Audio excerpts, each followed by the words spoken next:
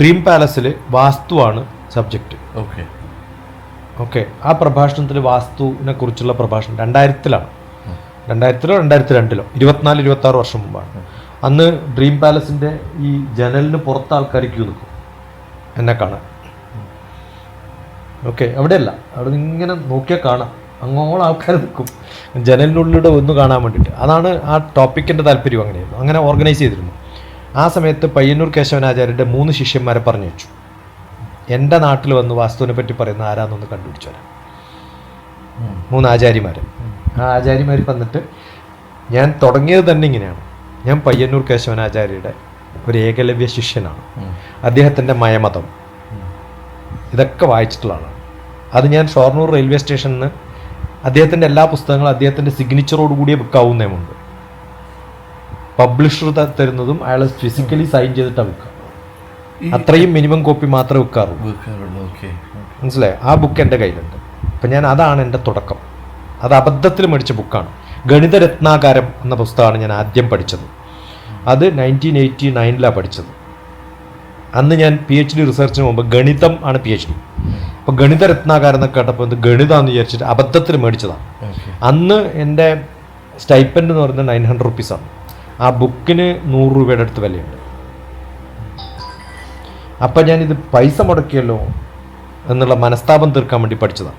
അങ്ങനെയാണ് എൻ്റെ ഗുരുവിൻ്റെ ആദ്യത്തെ പുസ്തകം ഞാൻ പഠിക്കുന്നത് എന്ന് പറഞ്ഞിട്ടാണ് പ്രഭാഷണം. അതുകൊണ്ട് വാസ്തുവിനെക്കുറിച്ച് പറയാനല്ല ഞാൻ വന്നത്.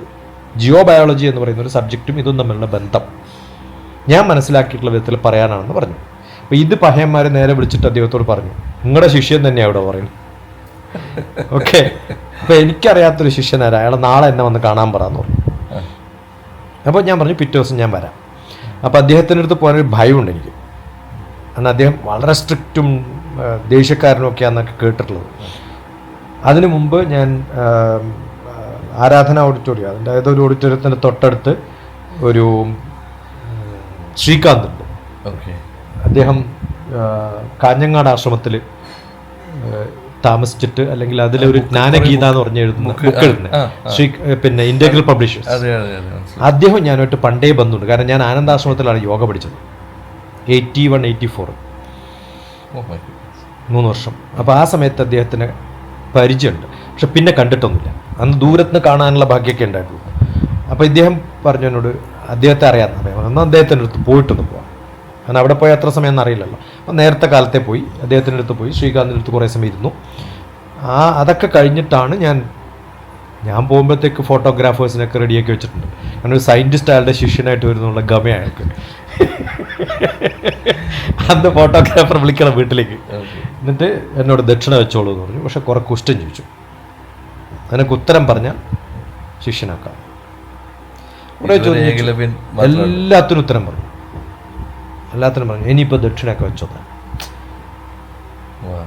ഓക്കെ, അങ്ങനെ ഒരു ഭാഗ്യം ഉണ്ടായിരുന്നു. അപ്പം നമ്മളത് അന്ന് പഠിച്ചതാണ്. അദ്ദേഹം ഓരോ സ്ഥലത്തും പോയിട്ട് പലതും പറഞ്ഞിരുന്നു. ഇനി അടുത്ത ഗുരുവാണ്.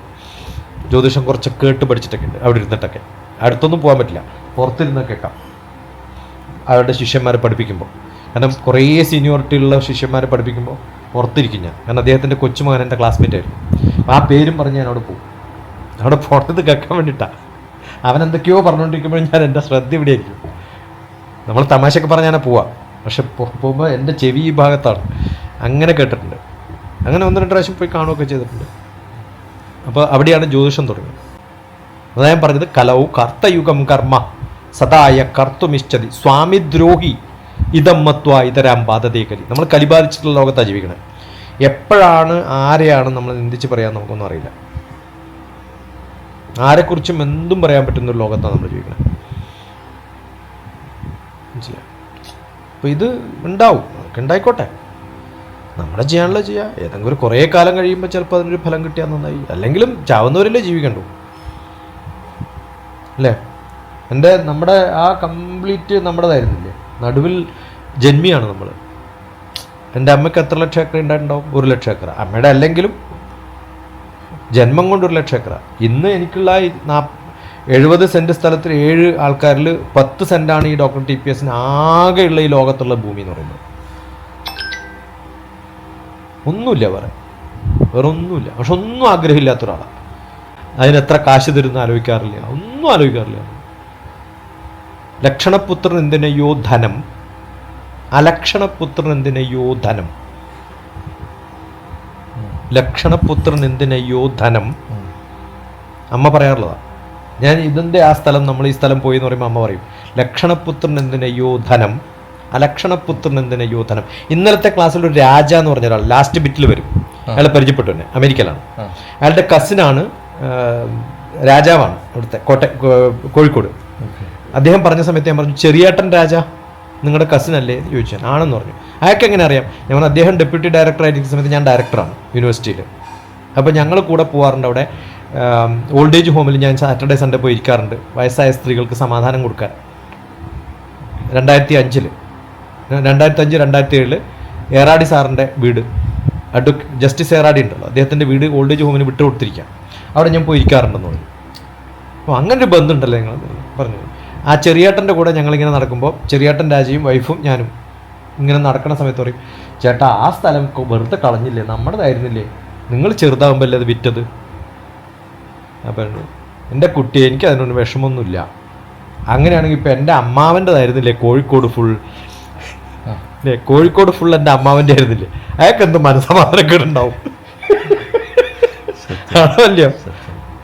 ഇതിലൊന്നും ഒരർത്ഥമില്ല. സമാധാനം എന്ന്